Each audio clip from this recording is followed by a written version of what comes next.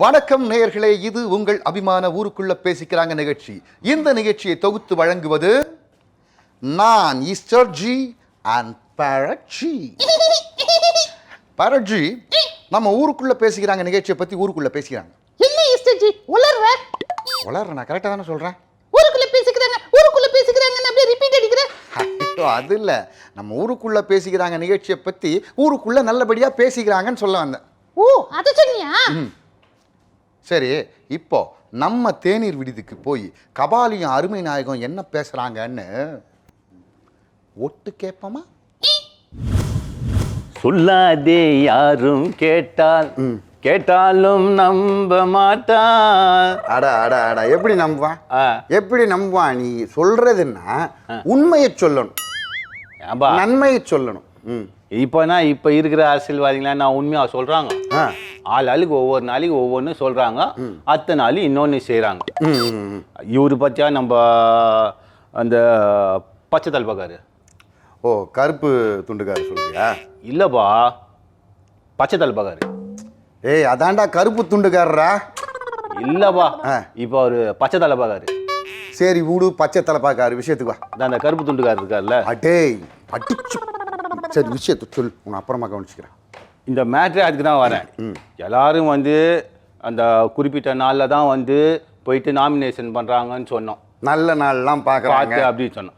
அப்போ இவரு மூட நம்பிக்கை மறுப்பு கட்சிகள் நல்ல நாள் பார்க்குறாங்கன்னு பேசணும். ஆமாம், அதில் இவரு மட்டும் பண்ணலை.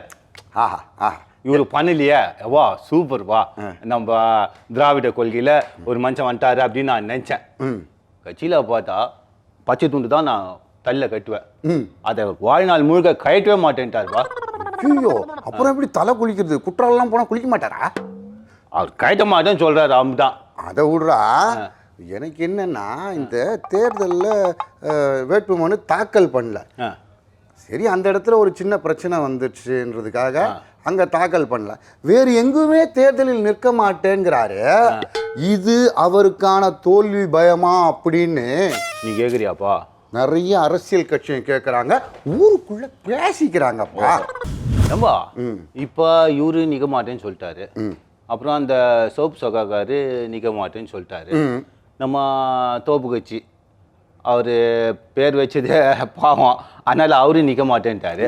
ஏம்பா, மந்திரி சபையில் 4 அவுட் ஆயிடுச்சாப்பா. என்ன மந்திரி சபை? ஆமாப்பா, துணை முதல்வர் காலி, உள்துறை காலி, அப்புறம் கல்வி மட்டும் தான் நிக்குதுப்பா. இப்போ கல்வியும் முதலமைச்சர் தான்ப்பா நிக்குது. என்னப்பா ஏதோ சொல்லி இருக்காரு, அதுக்கப்புறம் தான் இவங்க மாட்டேன்ட்டாங்களே. எனக்கு இதுல தான் ஒரு சந்தேகம் வருது. இதுல ஏன்னா, இது வெற்றி கூட்டணியா இருந்தால், ஆமா, சட்டமன்றத்தை நம்ம கருப்பு துண்டுக்காரு மாதிரி, அப்புறம் பச்சை தலைப்பாக்காரன்னு சொல்லக்கூடாது, கருப்பு துண்டு பச்சை தலைப்பாக்காரர் மாதிரி ஆட்கள் வந்து நீங்கள் அங்கே சட்டமன்றத்தில் இருந்தீங்கன்னா சட்டமன்றம் ஒரு ஆய்வரங்கம் போல் மாறக்கூடும் அப்படின்னு நம்ம அருவி இருக்கார முதல்ல கூட்டணி அமைச்சார அவர் சொல்லியிருக்கார். அப்போ கூட என்னுடைய முடிவை நான் மாற்றிக்கொள்ள மாட்டேன்னு சொன்னது இவருக்கான தோல்வி பயம்தான்னு அடிச்சு நீ சொல்றியாப்பா. எதிர்கட்சிக்காரங்க, நம்ம தாமரை கட்சி தலைவர், முன்னாள் தலைவர், அவரு சொல்றாருப்பா. அதை சொல்ல போறேன். ஆமா, இவரு இங்க பப்ளிக்ல ஓப்பன்லயே இப்படிலாம் பேசுறாரு. ஏற்கனவே நம்ம தேர்தல் கமிஷன் ஸ்ட்ரிக்டா சாதி பத்திலாம் பேசக்கூடாதுன்னு. இவர் ஏற்கனவே மூத்த தலைவரை பத்தி இவர் வந்து ஒரு மாதிரி பேசிட்டாருன்னு தேர்தல் கமிஷனே அவர் மேல கேஸ் போச்சு, வழக்கு பதிவு. அது வழக்கெல்லாம் சும்மா சரி போட்டிருக்காங்கப்பா. அவர் மூத்த தலைவரும் சரி, அவர் வந்து அதை வந்து சரின்னும் சொல்ல, எதிர்க்கும் இல்லை, அதை பற்றி கண்டுக்கல. அவர் அப்படியே விட்டார் அது டீல்ல. அது அரசியல் நாகரீகம். இப்போ திருப்பியும் அவர் மேலே அதே மாதிரி ஒரு கேஸ், அதாவது இந்த சாதி சம்பந்தமாகவே வந்து எலெக்ஷன் கமிஷனே போட்டுக்குதான்ப்பா. அதான்டா, எப்பொழுதுமே நீ ஆரம்ப காலத்துலேருந்து நம்ம கருப்பு துண்டுக்கார் பார்த்தீங்கன்னா மிகவும் உணர்ச்சி வசப்படக்கூடியவர். சரி, அதனால் உணர்ச்சி வசப்பட்டு ஏதாவது வார்த்தைகளை விட்டுடுறாரு. அதனால தான் அப்படி பேசுறீங்க. ஆனால் உணர்ச்சி வசப்பட்டு வார்த்தைகளை விடலாமே தவிர முடிவுகளை எடுக்கக்கூடாதுன்னு நீ சொல்றியாப்பா? பேசிக்கிறான். அப்பா நம்மலாம் அப்படி கிடையாது. கபாலினா எப்பவுமே அப்படி ஸ்டாண்டர்டாக ஸ்டெடியாக இருக்கும். ஆமா எனக்கு ஒரு அரசியல் வரலாற்று நிகழ்ச்சி ஒன்று ஞாபகம் வருது. நேற்று ஒரு வரலாறு சொன்னேன், இன்னைக்கு ஒரு வரலாறு. நல்லா இருக்குதுப்பா கதை கேட்கறதுக்கு. அதாவது உன் பேர் கொண்டவர் தான் கபாலி என்பவர். கபாலினாவே சூப்பராச்சப்பா, சொல்லுவா. டிகே கபாலி என்பவர். நான் கூட டிகே கபாலி தான்ப்பா. தேநீர் கடை கபாலி, டிகே கபாலி தானே. சூப்பர், நல்லா தான் வர. ஆனால் அவர் என்ன பண்ணாருன்னு சொல்கிறேன், அப்புறம் நீ டிகே கபாலியா இல்லை என்ன கபாலின்னு சொல்லு. சரிப்பா, ஓகே சொல்லுவா. புரட்சி தலைவர் கூட்டத்தில் பேசும்போது ஒரு பிரச்சார கூட்டம். ஆமாம், இது வந்து எனக்கு ரொம்ப முக்கியமான இது. இந்த வேட்பாளர் ஜெயிக்க வைக்கணும் அப்படின்னு புரட்சி தலைவர் எல்லார்ட்டையும் பேசியிருக்காரு. அவரே சொல்ற அவ்வளோ பெரிய ஆளு. ஆமாம். அப்போ இவர் அடுத்து பேசும்போது பயங்கர ஆக்ரோஷமா பேசி, இவர் மட்டும் ஜெயிக்கவில்லை என்றால் நான் தூக்கில் தொங்கி விடுவேன்ட்டார். ஐயோ கபாலியா? ஆமா, உணர்ச்சி வசத்துல சொல்லிட்டாரா. என்னப்பா என் பேர் வச்சு நீ இப்படிலாம் பேசிட்ட? ஆனா அந்த தேர்தலில் அந்த வேட்பாளர் தோத்து போயிட்டாரு. ஐயோ கபாலிகா? கபாலிக்கு டெய்லி கபால் கபால்னு தூக்கு கயிறா பார்சல் வருதான்.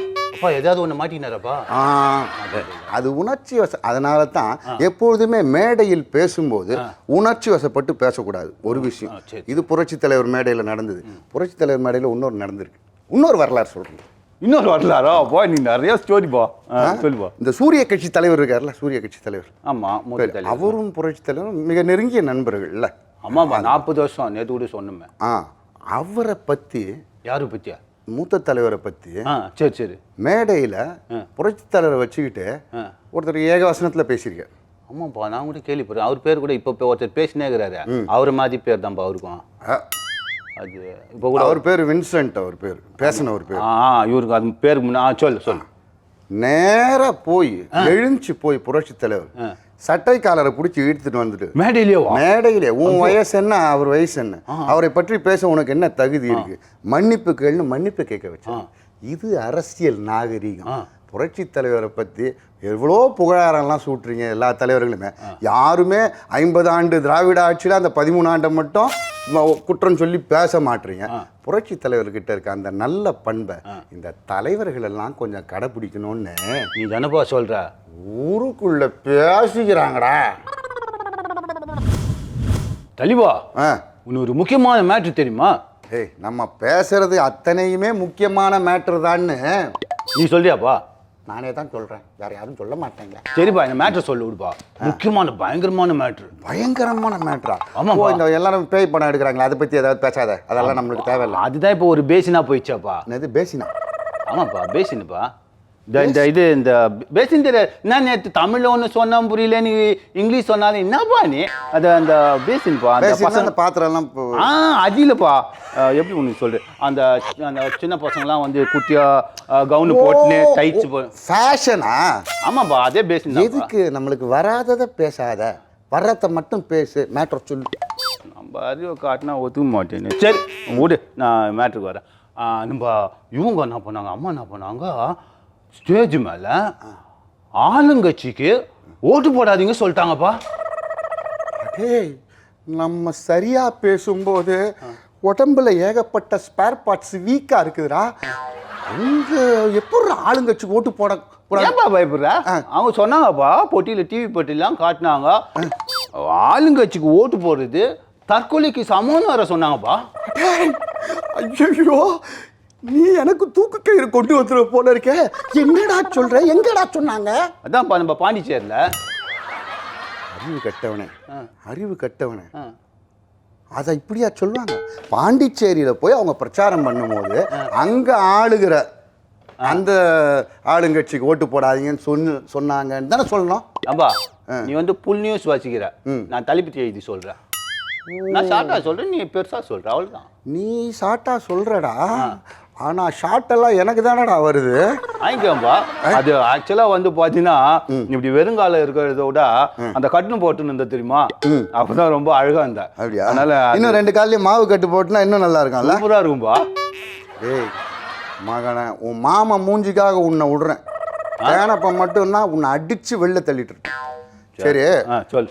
இன்னொரு விஷயம், இந்த இவர் திராவிட கட்சிகள்லாம் நல்ல நாள் பார்த்து போடுதுன்னு ஆமாப்பா, அது கூட நம்ம நேற்று நிறையா பேசினோம். மூட நம்பிக்கை மறுப்பு இயக்கமாக இருந்தது.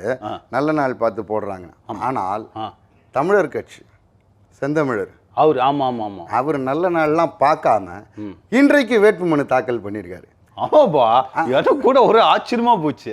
அதான் அப்போ நிஜமாகவே வந்து திட்டங்களையும் செயல்படுத்துவாருன்னு நீ சொல்றியாப்பா? ஊருக்குள்ள பேசிக்கிறாங்கப்பா. ஜெயிச்சு வரட்டும்பா, அதுக்குள்ளேயே முடிவு பண்ணக்கூடாது. இங்க பார்த்தியா 7 பேர் ஆகி இப்போ 2 பேர் ஆயிடுச்சு. எதுக்கு? வா, எலெக்ஷன்ல நிக்கிறதுக்கு தானே.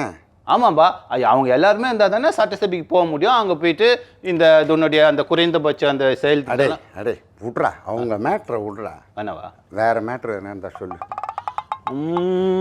வந்துச்சு வந்துச்சு வந்துச்சு வந்துச்சு வந்துச்சு என்ன வந்துச்சு? ஒரு மேட்ரு ஏதோ இந்த சொல்லி சொன்னேன். ரோசனை வந்துச்சு வந்துச்சு ரோசனை வந்துச்சு, அப்படியே உள்ள வந்துச்சு. சொல்லு. இந்த இதில் பார்த்தாப்பா, நம்ம கூட மாமா ஒன்னிலாம் கூட பேசுனீங்க அதை பற்றி. நேற்று பார்த்தியா? என்னதுடா? எதுடா? எல்லாரும் மேலே வந்துட்டாங்க. எல்லாத்தையும் ஷார்ட் ஹேண்ட்லயே பேசாதடா. இல்ல தலைவா, நீயும் தேனப்பனும் பேசுனதை கேட்டு 30 பேர் மேலே வந்துட்டாங்க. 30 பேர் எங்க மேலே வந்துட்டாங்க? ஆமா, இங்கயா? இல்லப்பா, அடிக்கிறதுங்களா முன்னேறி மேலே வந்துக்கிறாங்க. ஈக்குவலா அப்படியே நாங்க பேசி பின்னேறினவங்க தான் ஜாஸ்தி முன்னேறி இருக்காங்களா? யாரா அது? நீ தான் நினைச்சுன்னுக்கிற. ஆனா ஊருக்குள்ள போய் கேட்டுப்பாரு, நிறைய பேர் சொல்றாங்க உங்க கூட்டணி சேர்ந்து மற்ற கூட்டணியோட உங்க கூட்டணி தான் டாப்னு பேசிக்கிறாங்க. ஓ, பாண்டிச்சேரி அந்த மேட்ரு சொல்லியிருந்தேன்ல, அந்த மேட்ரில் என்ன ஆச்சு, இவ்வளோ நாளைக்கு ஆளுங்கட்சி, அதாவது தமிழ்நாட்டில் ஆளுங்கட்சி என்ன பண்ணிச்சு, தெளிவா சொல்றேன். மேலே உட்காந்துப்பாங்க, நிற்கிறவங்கலாம் கீழே நிற்பாங்க, உட்காந்துப்பாங்க. நிற்கிறோம். ஓ, வேட்பாளராக நிற்கிறவங்க கீழே உட்காந்துப்பாங்க. ஓ, ஒரு ஸ்டெப்பு டவுன், ஒரு ஸ்டெப்பு அப். ஆனால் பேசினதுக்கு அப்புறம் என்ன ஆச்சு, நேற்று பாண்டிச்சேரியில் அத்தனை பேரும் கபால்னு ஒரு ஸ்டெப்பு மேலே ஏறி ஈக்குவலாக அப்படியே உட்காந்துட்டாங்கப்பா. அது நானு தேனப்பன் பேசினதுனால இல்லடா, சமூக வலைத்தளங்கள்லயே இதை பத்தி அதிகமா நிறைய பேசியிருக்காங்க. போபா, நீங்க பேசிக்கிறத பத்தி தான் நிறைய பேர் சமூக வலைத்தளங்கள்ல அதிகமா பேசிக்கிறாங்களாம். ஐயோ, அது கழுவி ஊத்துறாங்க, அதெல்லாம் சொல்லப்படாதா.